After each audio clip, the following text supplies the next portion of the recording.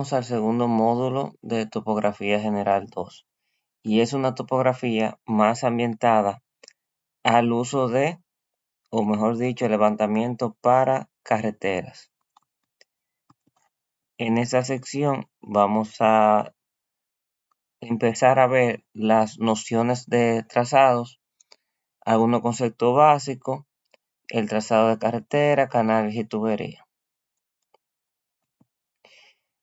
Hasta el momento, dígase, desde que comenzamos a trabajar la topografía 1, nos habíamos concentrado en poligonales cerradas. Recuerden que en la topografía 1 se centra en el cálculo de áreas por distintos métodos. Aquí en topografía 2 trabajamos lo que son las poligonales abiertas, que son las que nos dan la base para el trazado de las vías.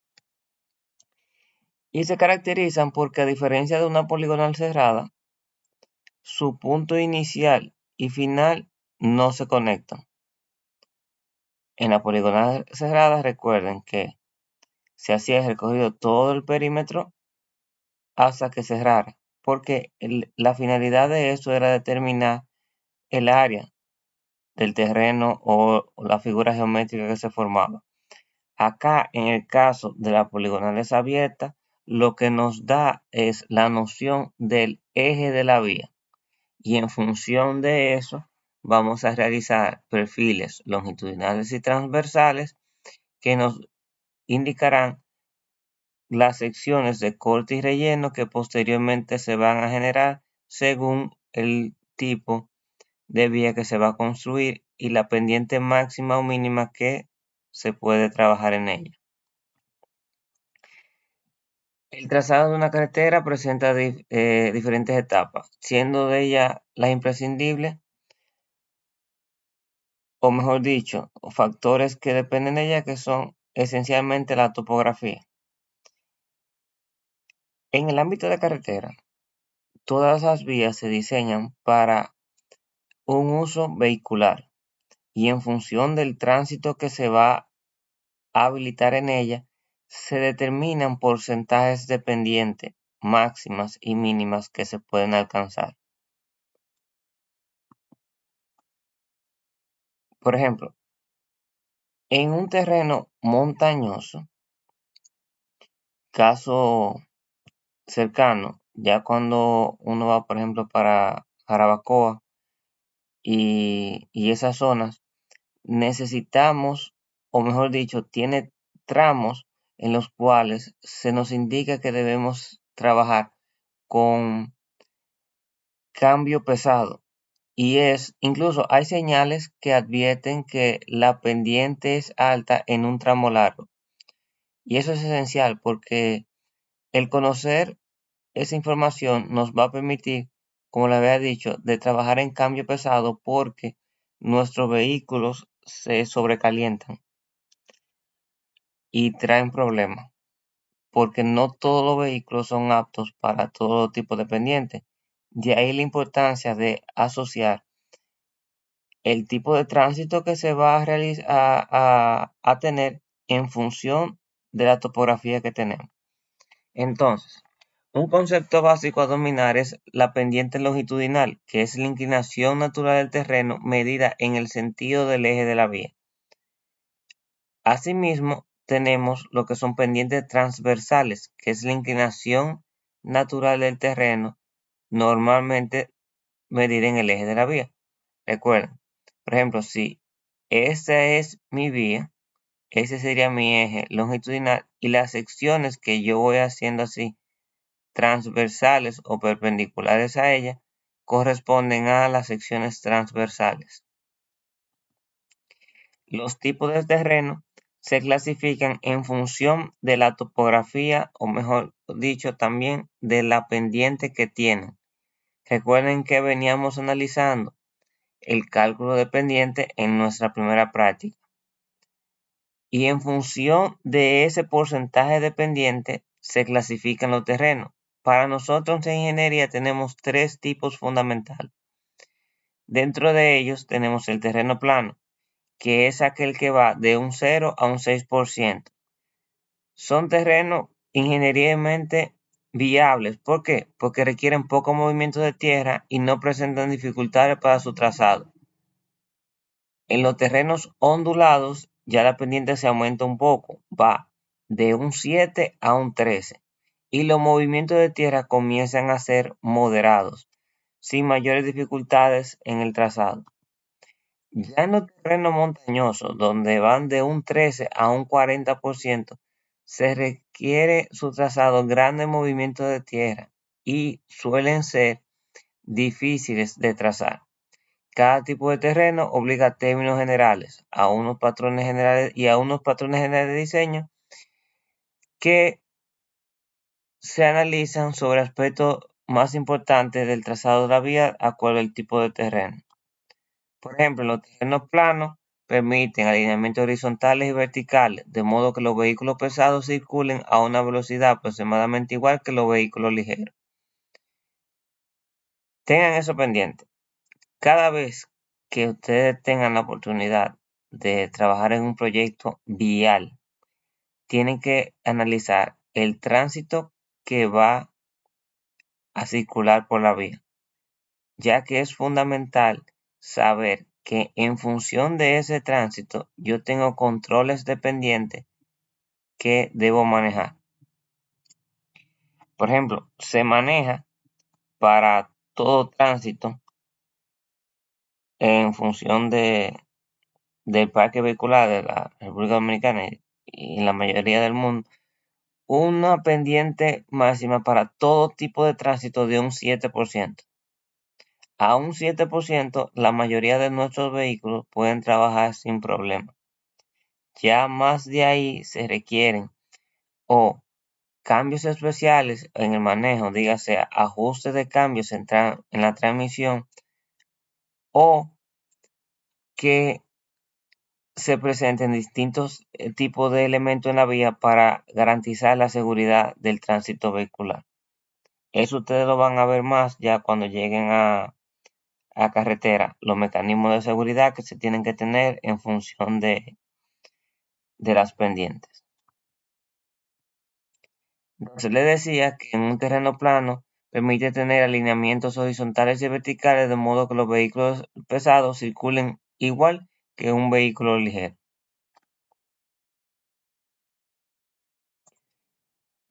Eso es por un lado de los terrenos planos.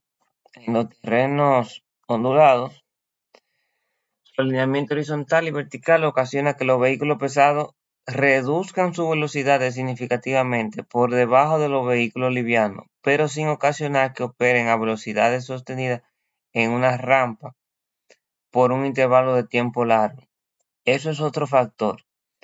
Cuando se diseña la vía, les había dicho que tenemos el caso, por ejemplo, de Jarabacoa, donde hay un tramo, que hay una advertencia que te dice que hay una pendiente en un tramo largo.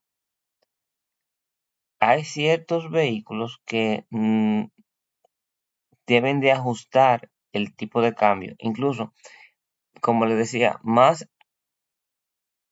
adelante tienen, o sea, me refiero, antes de llegar a subir, tienen informaciones que le dicen utilice cambio pesado. Por eso mismo, porque en función del tipo de pendiente, ya comienzan a sentirse. A medida que la pendiente es más alta, la velocidad vehicular empieza a reducirse. Y esto se debe a múltiples factores, tanto mecánicos como en función de la seguridad de la vía de tránsito. Entonces, una característica que tienen los terrenos ondulados es que suben y bajan, suben y bajan, o bajan y suben. En función de eso, en topografía y en términos ingenieriles, cuando se analiza ese material, hay veces que se estima o cuando se analiza que el material de corte es apto para relleno. Dígase, lo que yo corte de acá, lo coloco acá. Y a ese tipo de material o mejor dicho, a esa acción se le conoce como compensación. Yo digo, bueno, yo tengo mucho corte, pero también tengo mucho relleno. Si ese material que tengo aquí me es apto, dígase que tiene capacidades portantes suficientes para el tránsito que yo voy a manejar, yo lo que corte lo coloco acá. Y así se produce la compensación y en términos económicos la vía suele ser más económica y por ende factible desde el punto de vista de ingeniería. Bien, ya en terreno montañoso, dígase, cuando la pendiente superan el 13%. En estos casos, los cambios de altura, tanto longitudinales como transversales, con respecto a la carretera, son abruptos. Dígase que puede ser que en tramos cortos la pendiente suba o baje mucho. Entonces, en ese tipo de casos, se le advierte principalmente a los vehículos pesados que circulan a una velocidad sostenida en una rampa durante una distancia considerable. Eso, como decía, lo que son los factores geométricos de diseño. Aquí ustedes van a aprender a calcular uno que otro, pero ya en función de sus parámetros de seguridad, lo van a ver en carretera. Van a poder aprender que existen lo que son distancias de frenado, distancias de visibilidad y todo eso en función de su topografía necesitan manejar cierta distancia. Por ejemplo, antes de ustedes llegar al punto más alto de, de una lomita, por ejemplo, que usted vaya manejando, se supone que usted debe de tener visibilidad para ver si en doble sentido, quién puede estar subiendo, quién puede estar bajando por delante de usted. Eso lo van a ver más adelante, pero es importante que vayan ya de que se vayan de aquí con la noción de que, que la topografía es un eje fundamental en el trazado y en los diseños geométricos, y principalmente esta parte de ella que se va alineado a lo que son las poligonales abiertas. Se me pasó decirles que en las poligonales abiertas tenemos lo que se llaman estaciones de control. Las estaciones de control no son más que, como su nombre lo dice, las estaciones que vienen definiendo el trazado. Por ejemplo, le pueden decir que hay estaciones cada 100 metros. Y por ejemplo, aquí yo tendría mi punto de partida, que sería la 0. Si aquí van 300, este sería mi estación 3. Si aquí van 470, sería una estación incompleta. ¿Por qué? Porque si dijimos que las estaciones completas están cada 100 metros y esta es la 470, sería la estación 4 más 70. Váyanse quedando con esa idea porque cuando estemos diseñando ciertos aspectos de la poligonal, es bueno que vayan manejando los términos de una estación completa y una estación incompleta. ¿Cuándo se produce una estación incompleta? Bueno, si por X o Y razón el trazado debió seguir por acá y tuvo que moverse, quiere decir que nos faltaban 30 metros para completar la estación hasta los 500 metros. Entonces, como esa estación llegó a la 470 y giró, esa estación pasó a ser una estación incompleta. ¿Por qué? Porque la 400 estaba antes, no llegamos a los 500, llegamos nada más hasta 70 de la anterior y recibe nombre de estación incompleta. Ocurre cuando no se termina o simplemente no había necesidad de llegar a 100 metros. Aquí pudo haber un obstáculo que hizo que no, mira, vamos a desviar la calle por aquí. Entonces, todos esos factores se toman en cuenta a la hora de nombrar las estaciones.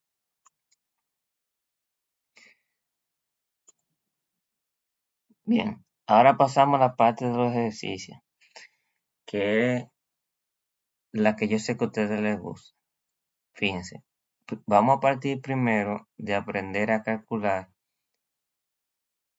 los ángulos que nos van a permitir determinar las coordenadas de los puntos.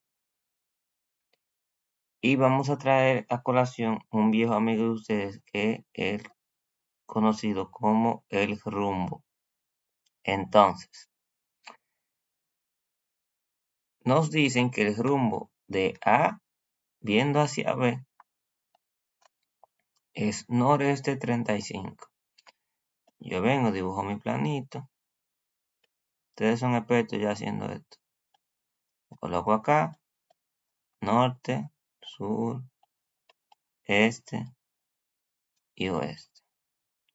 Entonces, ese ángulo que se forma acá, por contrarrumbo de esa línea, sería ese, sur-oeste. Entonces, yo vengo, dibujo mi planito, tengo mi norte, sur, este y oeste. Ese ángulo que está aquí, por contrarrumbo y propiedades matemáticas de la Z, es el que se forma acá. Entonces, el rumbo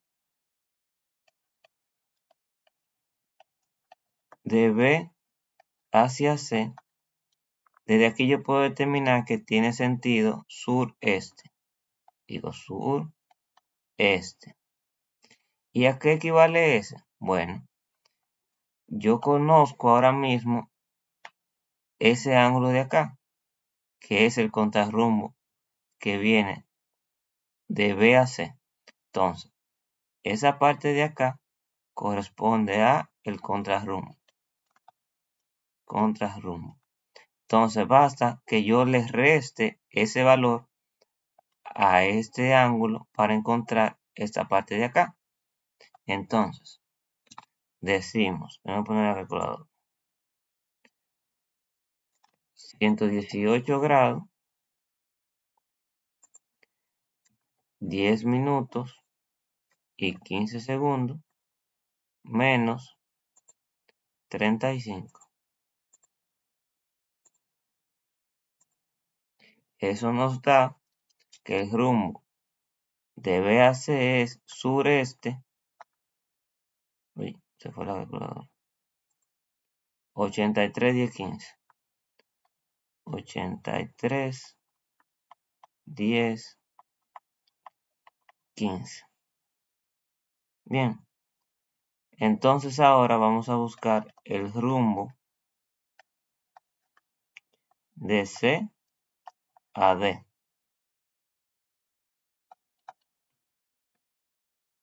Por contrarrumbo,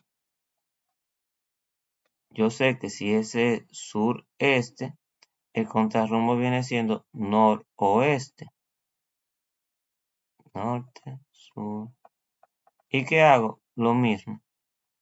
Basta con que a ese ángulo de acá yo le regrese el contrarrumbo a 150, 57, 29. Lo voy a restar de mí aunque me dé negativo. Menos 150, 57, 29. Me da 67, 47, 14. ¿Qué? Noreste. ¿Cuánto te da? 67, 47, 14. 67, 47, 14. Bien. Esa sería la solución mediante rumbo.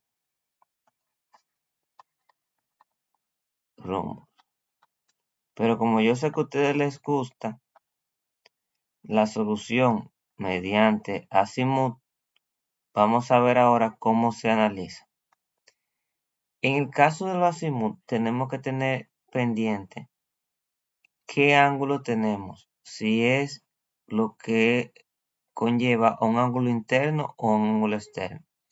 ¿Cómo yo identifico cuando el ángulo es interno o externo para trabajar con azimut? Bueno, se hace el análisis o se asume cómo se conectaría la pendiente. Dígase, si seguimos con este trazado, trataríamos de hacer la proyección, de llevar nuevamente el punto final hacia el punto de origen. Los valores de angulares que me queden dentro de esa presunción serían un ángulo interno. Por ejemplo, este sería un ángulo interno y este sería un ángulo externo. Para trabajarlo con rumbo, lo trabajo tal cual como me lo dan. Y ustedes se preguntarán, ¿cómo levantamos eso con la estación? Bueno, la ventaja que tiene es que el formato exportable me permite, tanto en AutoCAD como en QGIS, medir directamente este ángulo. Pero si un día ustedes tienen la necesidad de hacerlo con un teodolito, ya saben qué es. Se alinean aquí en B, viendo hacia A, hacen 0 y giran para acá. Después hacen lo mismo, se estacionan en C, miran hacia hacia B, perdón, y giran para acá. Entonces recuerden, para saber si el ángulo corresponde a un ángulo interno o un ángulo externo de la poligonal, basta con asumir que el cierre que tendría la poligonal conectando el último punto con el punto inicial, todos los ángulos que me queden dentro de ese encierre corresponden a ángulos internos y lo que me queden fuera a ángulos externos.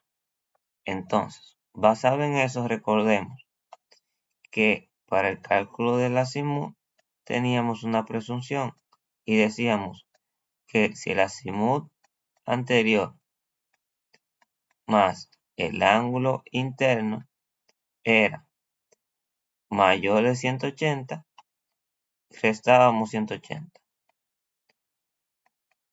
Si eso mismo era menor que 180, sumábamos 180.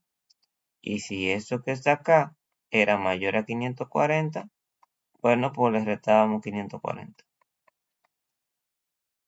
Bien, entonces lo voy a resolver aquí mismo. El azimut de A a B, ¿cuánto es? Eso es dato, 35. El azimut de B a C sería,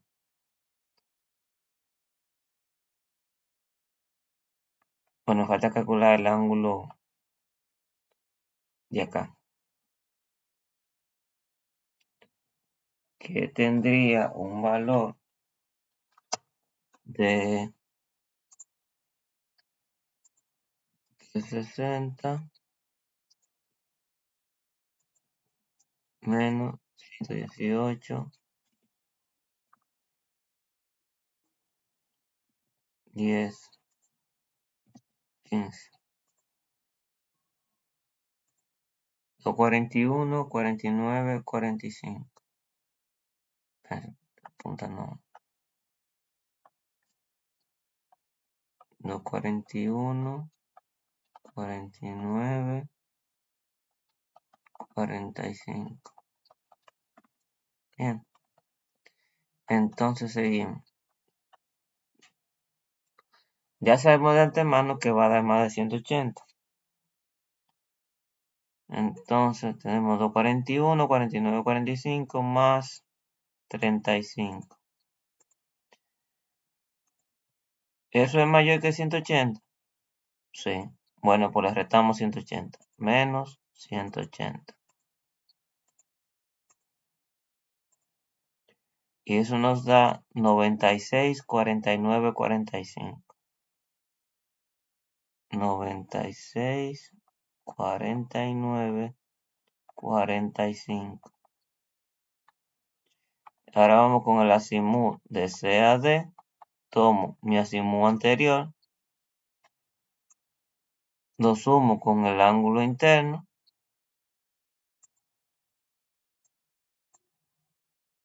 más 150, 57, 29. 247 es mayor que 180. Bueno, pues le restamos 180. Menos 180. Y eso nos da 67, 47, 14. 67, 47, 14. Valor que coincide con el calculado con los rumbos.